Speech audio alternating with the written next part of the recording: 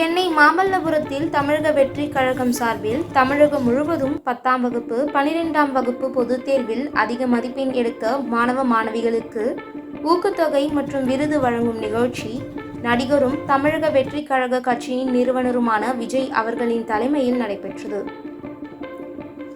இந்நிலையில் ராணிப்பேட்டை கிழக்கு மாவட்ட ஷோலிங்கர் தொகுதிக்குட்பட்ட 10ஆம் வகுப்பு 12ஆம் வகுப்பு தேர்வில் அதிக மதிப்பெண் எடுத்த 6 மாணவர்கள் ஷோலிங்கர் தொகுதி ஒருங்கிணைப்பாளர் ஜோதி தலைமையில் பங்கேற்றனர்.